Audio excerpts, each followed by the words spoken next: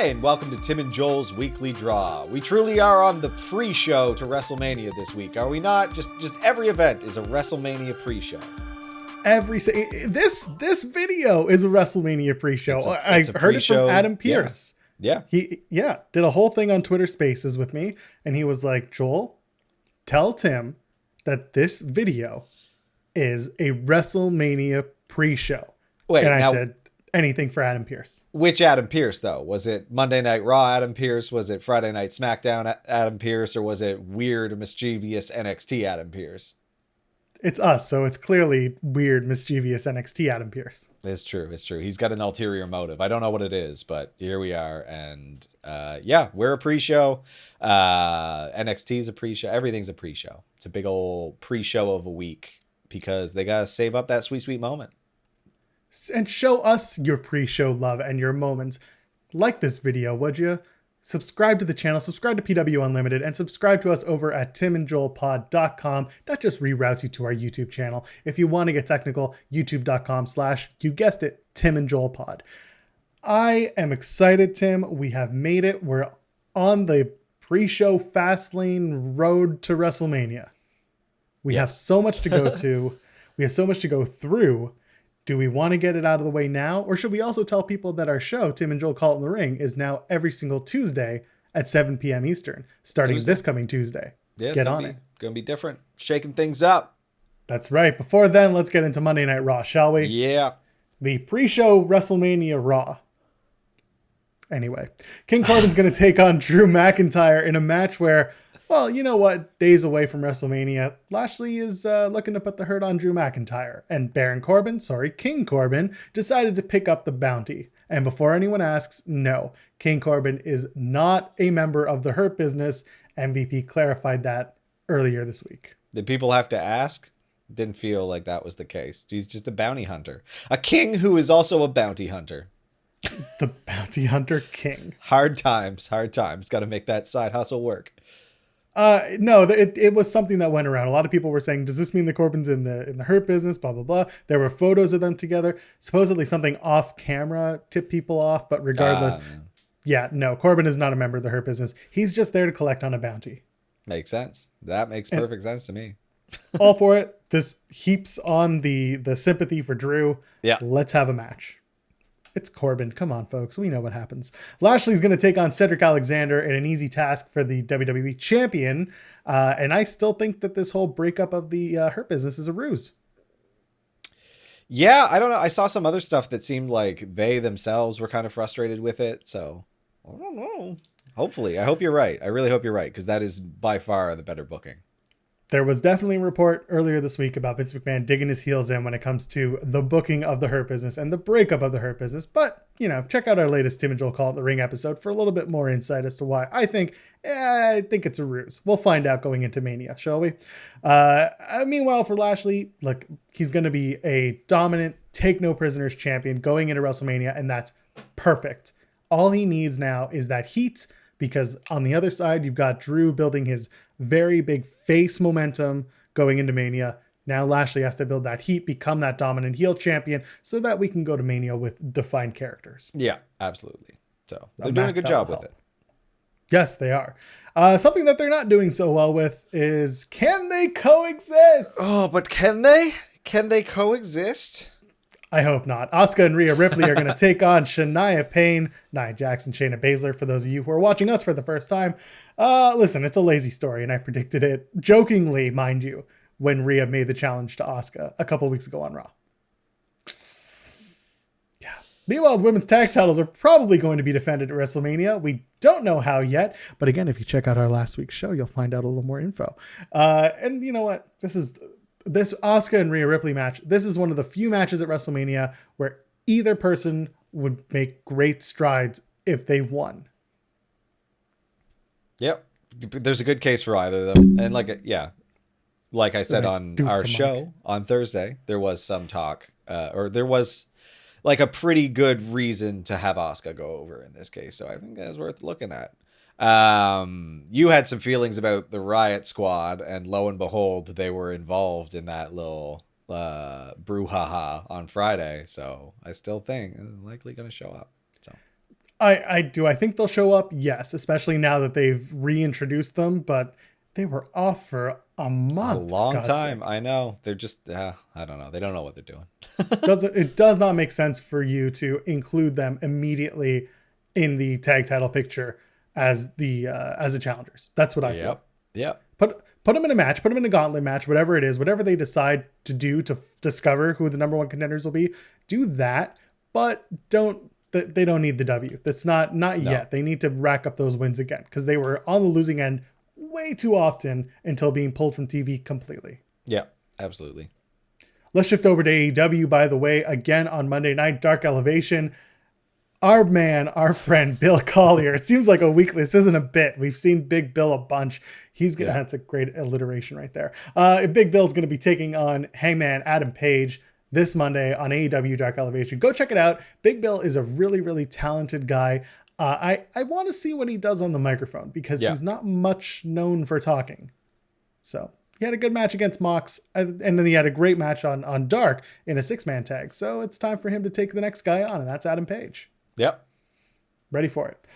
Speaking of Mox, speaking of Kenny Omega, speaking of the Bucks and the Good Brothers, it's the Kenny Omega Trios Work Rate Invitational. It's another Trios match for Kenny Omega and the Good Brothers. Yeah, I think he's got 2 this week, so... That's right. Over on Impact, he's also going to be teaming with the Good Brothers to take on Rich Swann.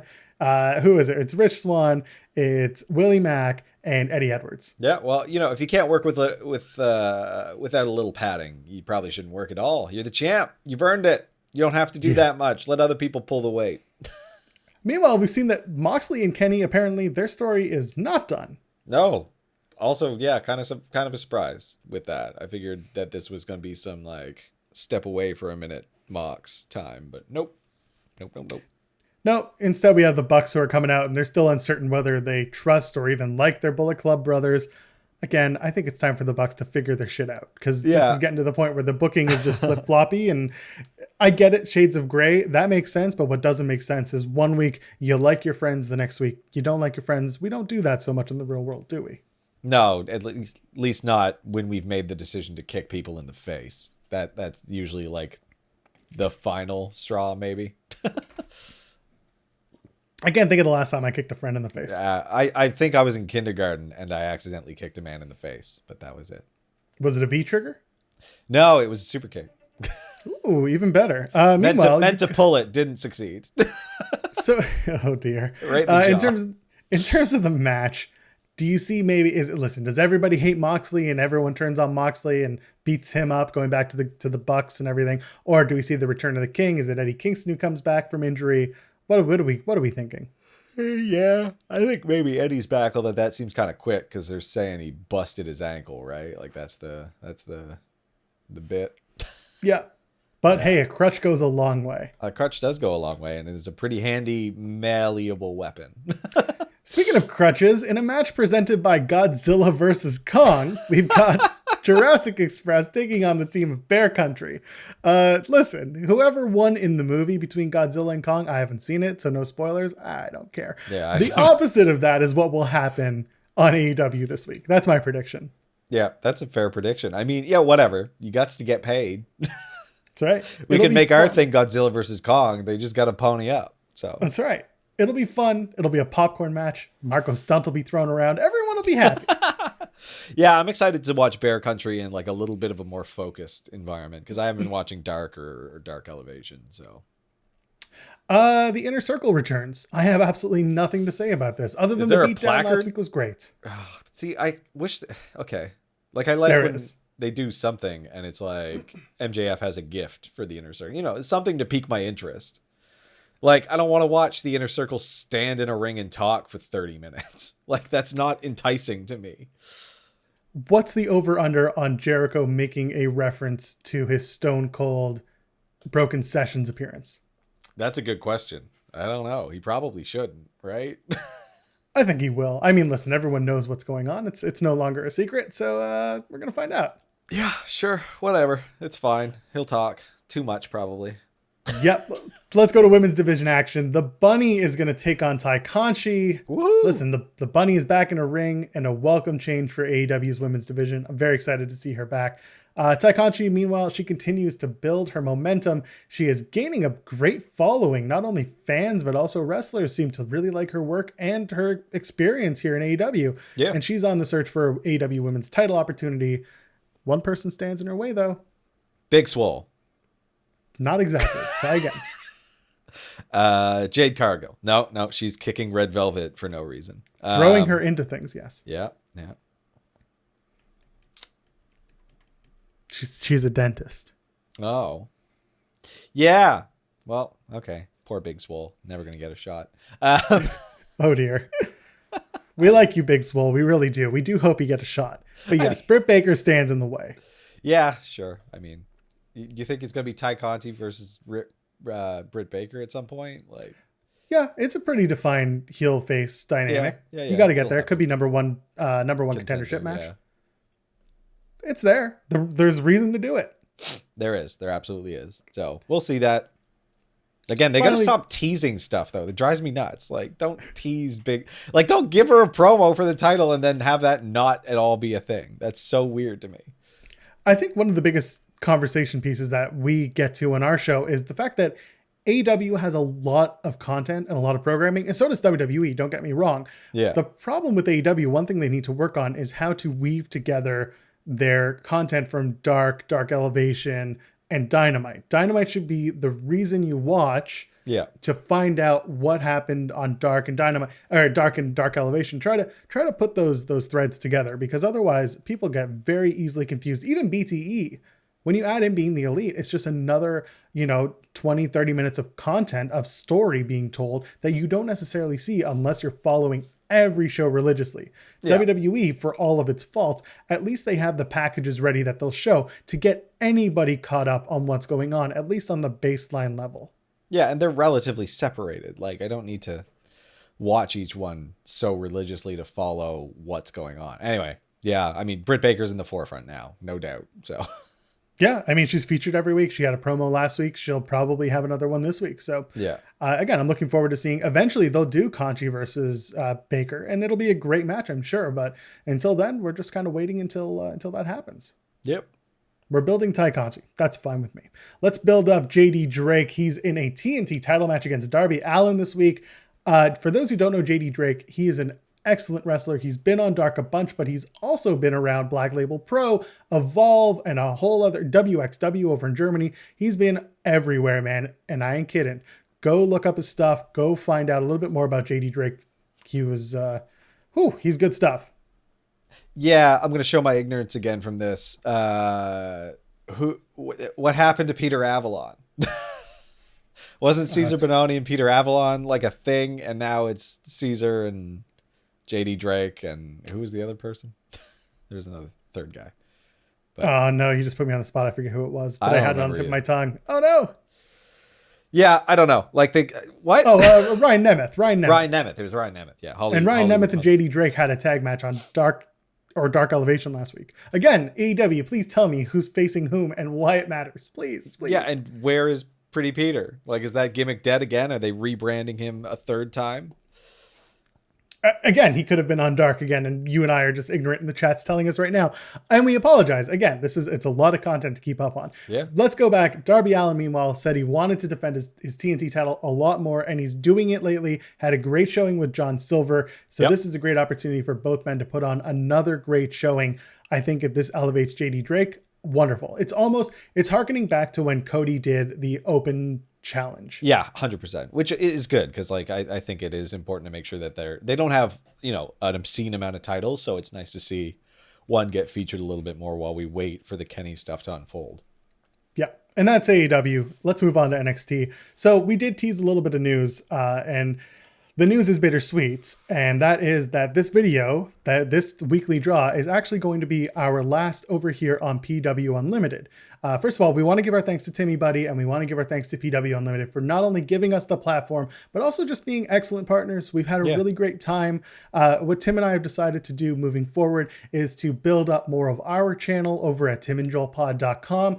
We wanted to have the opportunity to share with you a lot more of what we do and what we talk about outside of just the weekly draw and our weekly podcast. So if you want to follow us over there, that would be amazing. We'd appreciate it. timandjoelpod.com. Again, thank you, Timmy buddy. We're going to start not on we're going to have Tuesday. We're going to have our weekly show. But we're going to have our TakeOver Stand and Deliver predictions exclusively on our channel on April 7th and 8th. And you can watch the show as well on our channel. And then you can watch NXT TakeOver Stand and Deliver on USA and on Peacock. Anything to add, Tim? No, I'm excited. It's going to be good. It's been fun doing these. But yeah, we're just ready to change things up, do a little different. So I don't think it's the last time you'll see us over here on PW Unlimited. We love to come back. We really would. We appreciate everything. So let's get to SmackDown, the actual pre-WrestleMania SmackDown. Yeah, the pre-show, the compromise. The compromise. That's not going to work for me, brother. The hashtag compromise. We got a fatal 4-way tag team championship match. The champions are Dirty Dogs, that's DAWGS, versus the Street Profits taking on Rey Mysterio, Dominic Mysterio, and Alpha Academy, Chad Gable and Otis. For the Academy. For the Academy. When they point to the sky, what are they pointing at? Academic Jesus. Happy Easter, everybody. So Alpha Academy won the 8-man tag team match on SmackDown this past Friday. Sorry, folks, they ain't winning this one. No way in hell. Otis. Okay. Listen, this is the first title defense for the Dirty Dogs. Believe it or not. They won the titles, what was it, was it Royal Rumble pre-show or the week before? Either way, they've had those titles almost 4 months. Good healing. I could see them retaining. I really could. Yeah, totally. I mean, if this were WrestleMania, I'd say Rey and Dominic, but it's not. So yeah, I feel like it's a retention. Tim, this is WrestleMania. It's the pre-show. It's WrestleMania's pre-show. But it's not WrestleMania. So my God, they're not going to give the first ever father and son tag team without an audience. That's going to be a whole thing. So Rey Mysterio is literally the only person who can say, I'm riding my son hard and have it mean literally. Don't put why you put that out in the world. Yeah, this is a match. I mean, I don't know. I wish the Street Profits still had the titles. It'll be a good match. It'll just be like you said. There's not a lot of meaning here because we've watched all of these tag teams go at it week after week. You know who I miss? Heavy Machinery. Well, I have good news for you because for one night I doubt it. Tucker and Otis will be in the same building on the same brand, working the same show because it's the Andre the Giant Memorial Battle Royal, the Armbar, if you will. Let me read out the the participants. Oh, Are you it's ready? so long. I don't. Yeah, fine. Go for it. I even have it alphabetical order for you, Tim. Oh, joy. This is going to feel like the ending to the Trial of Chicago 7. But anyway. Here we go. Akira Tozawa, Angel Garza, Cedric Alexander, fresh off his match on Monday, mind you.